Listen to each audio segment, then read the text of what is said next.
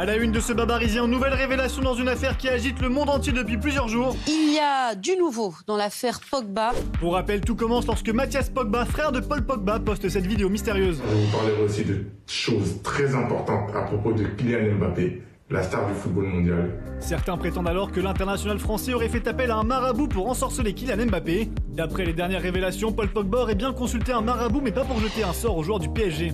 Il assure avoir versé de l'argent au marabout pour une association humanitaire qui aide les enfants d'Afrique. La mère de Paul Pogba aurait quant à elle été menacée à son domicile et vivrait désormais sous protection. Ce soir, on revient sur les toutes dernières révélations.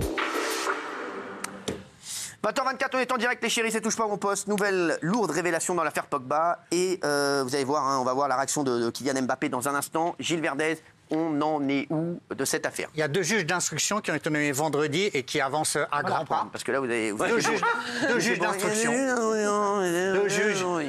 Deux juges nommés vendredi, donc avancent. Et Paul Pogba a été entendu pour la 2e fois. Et aujourd'hui, on a appris donc que sa mère aurait été menacée, sans doute par les mêmes hommes que ceux qui ont à plusieurs reprises menacé Paul Pogba. Et la thèse qui prévaut, même au sein de la famille Pogba aujourd'hui, on va vous donner les infos qu'on a, c'est que le frère, lorsqu'il a fait ses vidéos, Mathias, était peut-être sous influence. Lui-même aurait été incité, obligé par des gens qui veulent récupérer de l'argent auprès de son frère, obligé de parler. Il lui aurait dit, toi, tu vas récupérer l'argent maintenant. Mathias, tu vas récupérer l'argent. Le frère a été marabouté aussi. Non, pas marabouté, Jean-Michel. Non, Le frère aurait été en quelque sorte lui-même racketté. Et les gens maintenant relisent les vidéos du frère. Quand on le voit lire, vous savez, Cyril, il lit beaucoup quand il fait ses vidéos. Oui. Donc il est sans doute, c'est la thèse d'aujourd'hui, lui aussi sous influence. C'est toute la famille Pogba qui serait menacée par des gens qui réclameraient 13 millions d'euros. Voilà. Pour la toute première fois, Mbappé vient de réagir à l'affaire, puisqu'il lui qui aurait été la cible des maraboutages de Paul Pogba, selon son frère. En conférence de presse pour son match de demain, le joueur du PSG a été interrogé sur l'affaire. Regardez.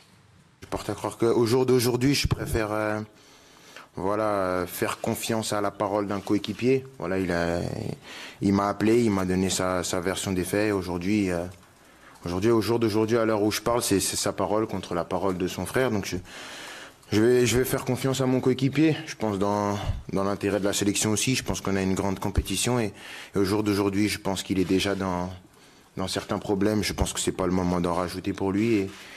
Et voilà, on va voir comment ça se passe. Je suis assez détaché de tout ça. C'est quand même la classe internationale. Oui, il est toujours exceptionnel. Bon, après, Didier Deschamps, il est derrière aussi. Oui. Didier qui est quand même le patron. Ça, c'est le taulier. Oui. C'est Didier qui pense d'abord à la Coupe du Monde, parce que Didier, voilà, il veut aller la chercher, la Coupe du Monde. Et je pense que là, il est en train de faire le maximum pour que l'équipe s'entende bien. Et en plus, Paul Pogba est blessé. Il va se faire opérer. Il va se faire opérer. Et il y a très peu de chances qu'il soit à la Coupe du Monde de Paul Pogba, oui. Sur le marabout en question et sur l'argent qu'aurait versé Paul Pogba au marabout, il y a une nouvelle version, un développement de la part de Paul qui dit que cet argent serait versé pour une association humanitaire qui aide des enfants d'Afrique et qu'il aurait les moyens de prouver que cet argent ne serait pas donc pour faire du mal à Kylian Mbappé, mais pour bien une association humanitaire. Deuxième version, parce que c'était d'abord le marabout pour me protéger des blessures. Aujourd'hui, c'est le marabout pour une association. Oui. C'est vrai que là, il y a quand même encore une grosse contradiction à ce niveau-là. Oui. Ça, c'est un dossier que les juges d'instruction vont moins saisir, mais qui passionne l'opinion publique. Alors, la question que tout le monde nous pose, c'est la maman. Oui. Vous vous rendez compte, 2 frères qui se déchirent, c'est toujours vraiment très, très difficile. Donc, la maman, elle en est où? La maman, elle a été entendue par les enquêteurs, elle a raconté ça, ils prennent ça très au sérieux. Il faut savoir que Elle a raconté quoi alors? Elle a raconté qu'elle a été menacée par des hommes armés qui ont toqué à sa porte. Donc elle a été menacée. Elle a été menacée. En juillet. C'est ce qu'elle raconte.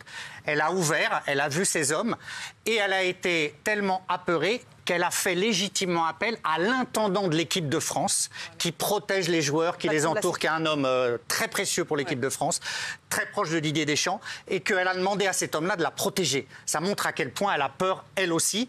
Et c'est vrai que les juges ont l'impression qu'il y a un vrai racket depuis très longtemps organisé autour de Paul Pogba. D'accord. Ça touche également d'autres joueurs ou pas du tout? Pour le moment, non. Ça touche Paul Pogba, sans doute, depuis ses débuts au Havre, il y a très longtemps. Toute sa carrière professionnelle va être relue par les juges. C'est aussi pour ça qu'ils sont 2, pour voir s'il y avait des mouvements d'argent, du racket autour de lui, depuis ses débuts professionnels, jusqu'à Manchester, où il y a eu la phase aiguë, où il a décidé de se débarrasser de gens de son entourage. Donc ça faisait des années pour vous? Des années, sans doute. Il se faisait racketter. Des années sans doute, c'est ce que les juges tentent de démêler, c'est une possibilité. C'est pour ça aussi qu'il aurait quitté Manchester pour Turin. Ah oui. Et quand il aurait vu qu'à Turin, ce que racontait Géraldine l'autre jour, il a quand même été menacé au bord du centre d'entraînement de Turin. Là, il s'est dit, où que j'aille, je serai menacé. Et il a porté plainte à ce moment-là. C'est pas parce que je change de pays que je suis débarrassé de ces gens-là. D'accord, oui. Mais si ça c'est confirmé et que Pogba est vraiment racketté, je pense qu'il va servir de lanceur d'alerte. Et je pense qu'il y a beaucoup d'autres joueurs français qui vont parler et qui vont dire qu'eux-mêmes subissent des rackets depuis leur plus jeune âge, centre de formation et compagnie. On parle aussi de rackets sur les stars de télé-réalité, Gilles Verdet. Oui, c'est vrai qu'on dit beaucoup qu'autour des gens... On dit qu'il y en a beaucoup qui partent à Dubaï pour ça. Voilà, alors, autour des gens de la nuit, ou autour des footballeurs quand ils viennent et qui parfois sortent et qui ont autour d'eux des gens qu'ils connaissent depuis leur enfance, qui parfois sont de certains milieux, on dit qu'il y a des gens qui profitent de leur notoriété pour les racketter. C'est vrai, on dit qu'il y a eu des joueurs de foot rackettés, mais on n'a pas les noms. On dit que des stars de télé-réalité, effectivement, parfois s'enfuient parce qu'il y a un racket autour d'eux. Il y a deux choses. Les produits stupéfiants parfois, c'est-à-dire que vous prenez de la drogue une fois et après on vous dit... On a des photos, on t'a vu, on a des témoins. Et deuxième chose possible, les histoires de meurtre. La prostitution. C'est-à-dire que des gens à qui, entre guillemets, on donne la possibilité d'approcher une jeune femme. Après, ils sont rackettés et on leur dit, si tu ne payes pas, les dossiers vont sortir. Donc oui. Non, c'est des personnalités qui sont souvent issues de milieux défavorisés, qui réussissent de manière très rapide, qui gagnent énormément d'argent et souvent ça suscite des jalousies. Et ces personnes-là qui partent à Dubaï, notamment, vous l'avez dit, disent voilà, en France on est jaloux, donc quand elles exhibent tout ce qu'elles ont sur les réseaux sociaux, souvent elles sont victimes de cambriolage. Et donc elles partent à Dubaï en disant voilà, au moins ici on est sûr. Et c'est vrai que ça arrive très régulièrement en France, des cambriolages, des rackets et du vol, malheureusement.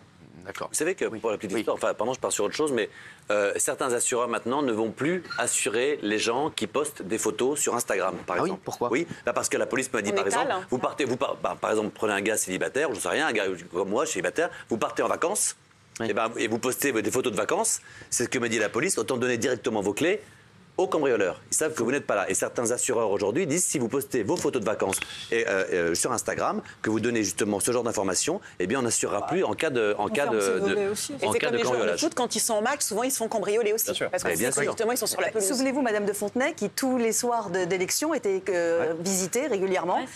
L'appartement. Non, l'appartement. Ça se saurait. Ça se saurait. C'est pour ça qu'elle prenait toujours son chapeau avec elle.